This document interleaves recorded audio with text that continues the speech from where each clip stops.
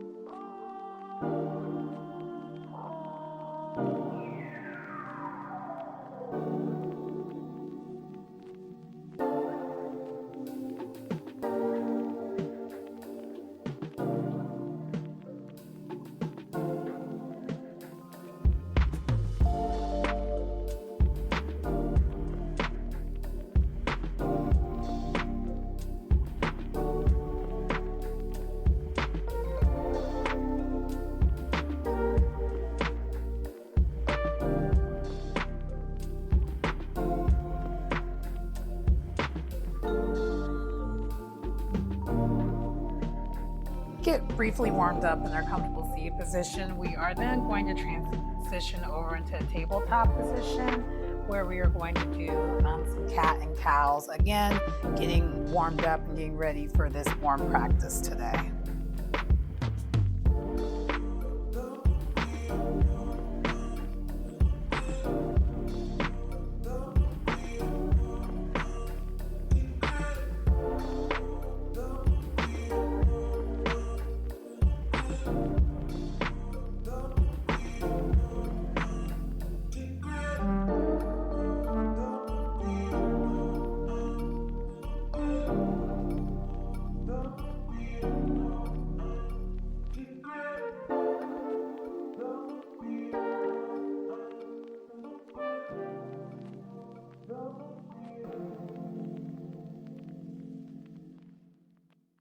Besides the cat and cow, she does have us doing some wrist stretching. So if you notice, I was rotating my wrists in different directions as well as moving back and forth to get us warmed up. Because with vinyasa, you do a lot of planks, a lot of downward facing dog. There's upward facing dog. There's cobra. There's a lot of wrist movement in this particular practice. So she's getting us ready for that.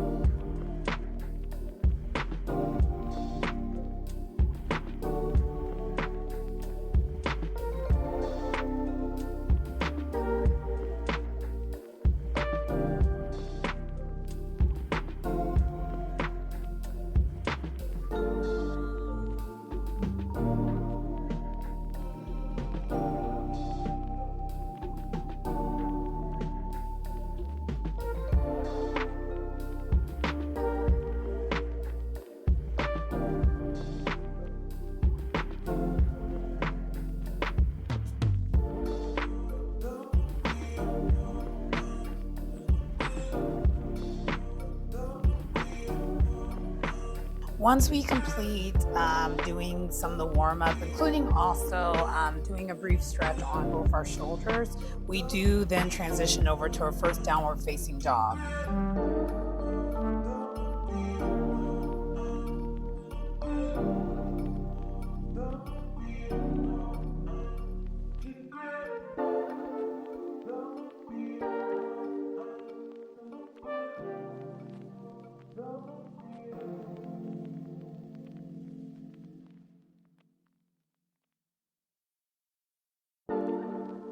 Once we are in the downward facing dog, we do pedal the dog.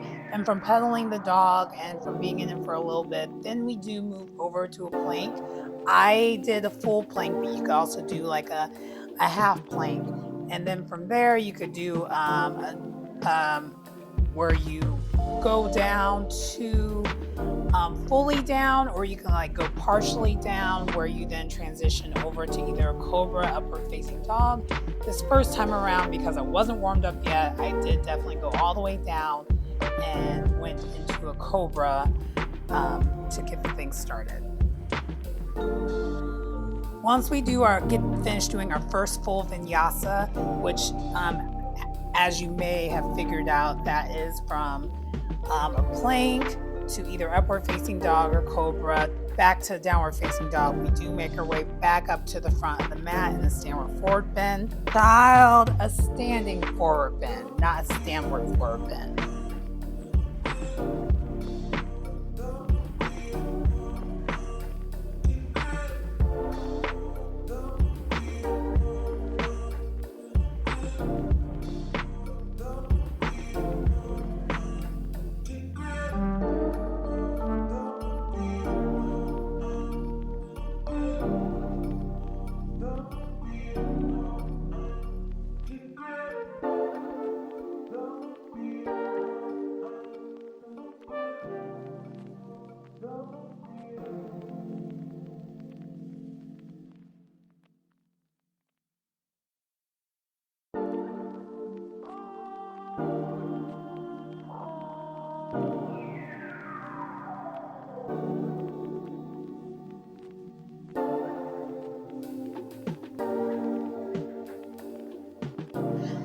Once we are in the standing forward bend, we then do make our way up to mountain pose, and then kind of doing a little bit of a sun salutation sequence, if you will, where we go half up and then end up in a mountain pose, and then hands in prayer position.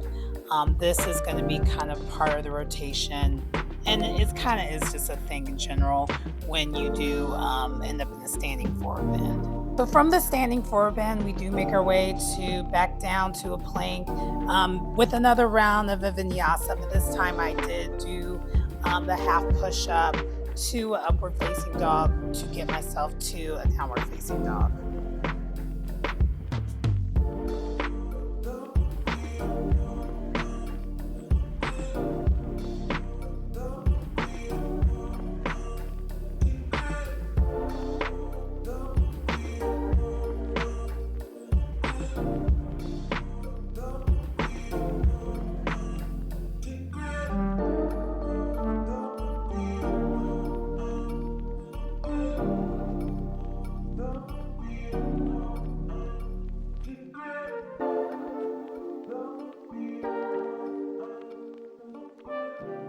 This time around, after being in the downward facing dog, we do one at a time, and it's going to be on both sides. Make our way to a low lunge. From a low lunge, we kind of transition it to a warrior one. And then from there, we're going to then incorporate a triangle pose and then also a side bend as well. Standing side bend, I believe is what it's called. Standing side angle pose, that's exactly what it's called.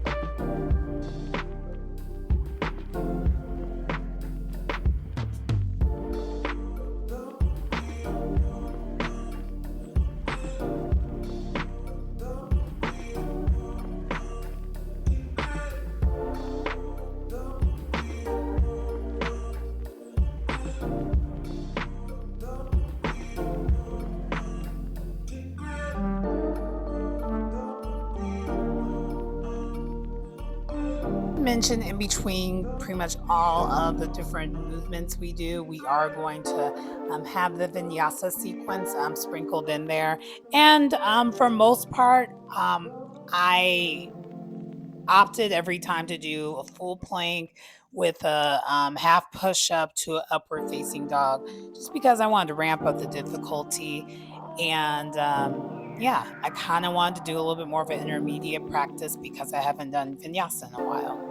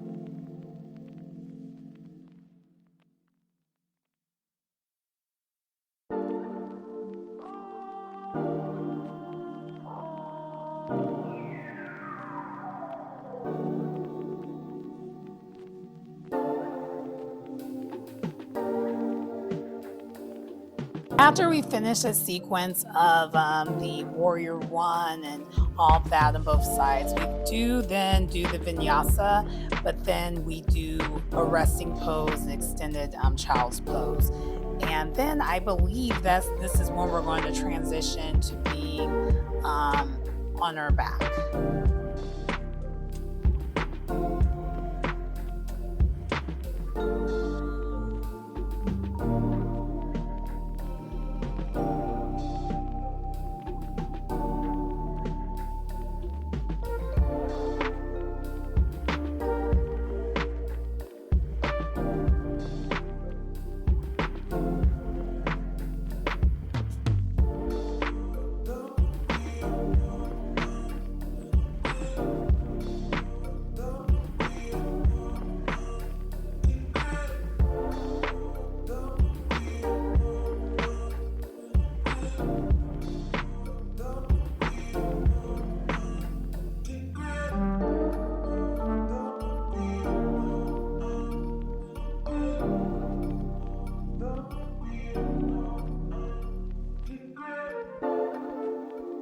slight correction, not on our back, but in a seated position, because we're going to do a couple of rounds of a boat pose. First, so I kind of started slightly easy and I made it more and more difficult.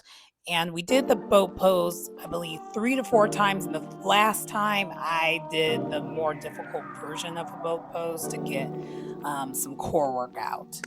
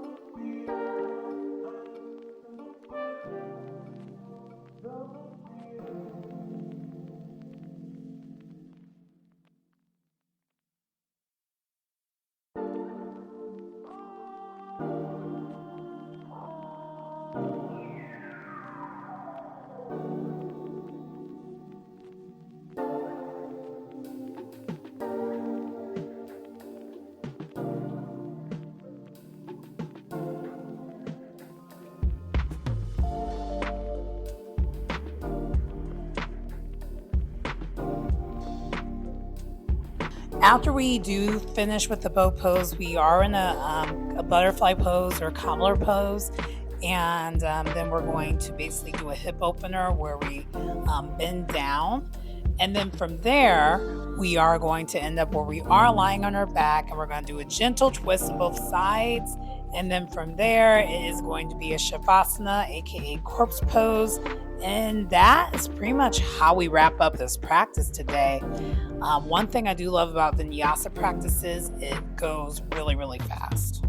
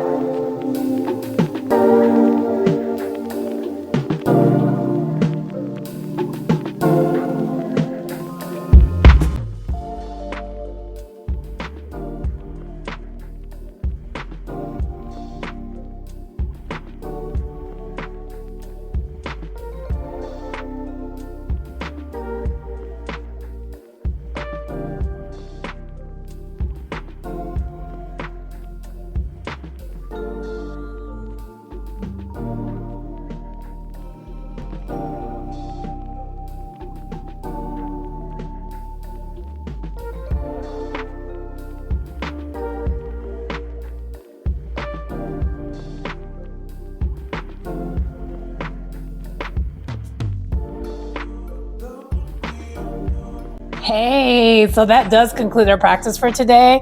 How I would rate it? I would rate it a solid, pardon me, solid 9. It was really, really good. I definitely recommend it if you're someone who's new to yoga, especially if you're new to doing like vinyasa. She does go in details and explaining different movements and how things are going and what you need to do for, like, basically for every pose. So that was one. That's why it's only a 9 and not 9.5, because, and then it's not a her thing. It's more like, I know how to do a lot of the poses already because I've been doing yoga for, a long time now, just on my own. And so I didn't really need the introductory aspect of it. But she went into very extensive detail and gave you plenty of alternate options on what to do to get started. Because I know a lot of people can't do. Some people who are just starting off may not be able to do like a full plank, or even like upward facing dog, or like a plank where you hold it halfway and then transition over. Like, it's a lot of core work, a lot of strength training, kind of, there's a lot to it where some of those poses are not going to be as easy. I feel like some of the poses, especially if you're doing the halfway lift to the upward facing dog, that's a little bit more in the intermediate advanced level of yoga. So, yeah, and even my form isn't that great, which is why I always say, go to the original channel I'm reviewing, not to me. I am just trying to help you get started, and then you can go to the actual channel, do the routine, and then, hey, be like, hey, I sent you there. I did that, right? But anyway, so that is how I rate that. And I apologize. I'm sniffling because my allergies are on fire again, for the gazillion time. And you can probably tell when that happens because my throat might get a little bit more raspier when I talk. Also, yeah, so I guess that's it for today. Oh, one more thing, because I think I mentioned in one of my other videos that I had a half marathon. Your girl did it. Yeah, so you got a little bit of a little ta-ta action, but yeah, I did it. It was a good race. Yeah, it was a good race. There's some things happened there, but it all worked out just fine. So the parking wasn't the best, which is weird because the first year that they had it, the parking was excellent. So next year, I know, because I'm going to do it every year because it's like one of my favorite races, actually. So I'll probably do it every year if I'm in town.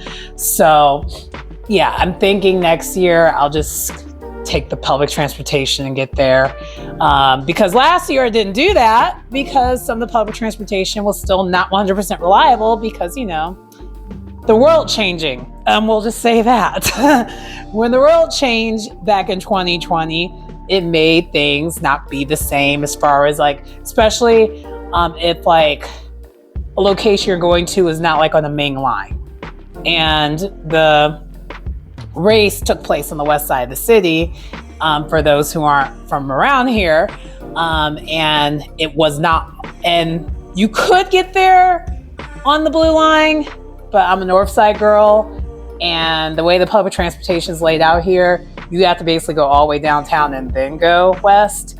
Like, everything leads to downtown. There's no good connector from if you're like on the west side of the city to like the north side of the city, unless you take a bus. And earlier mornings, the buses are not the most reliable, but the L is. The L almost always is, unless, like I mentioned, it's not a main line. And the other line that literally takes you right basically to the start is the green line. Which is not a main line. And last year I had some friends who did that and they were late for the race. So I was worried about that. So I was like, okay, well, I will just do what I did last year. And now I know for the following year, I will be taking the train again, or taking the L again and calling it good. Anyway, but yeah, I just wanted to kind of mention that. I didn't feel like I needed to do a whole entire video about the race because it wasn't that life-changing. It's just a race I enjoy. And I know I mentioned in one of my videos that I was doing that. So yeah, your girl did it. But anyway, that's pretty much it for this video for today. Please like, comment, subscribe to the channel if you get anything out of the content. It's your girl Sharon, aka the Melanin Nostalgic Runner. And I will see you next time. Bye. A little extra shimmy that time.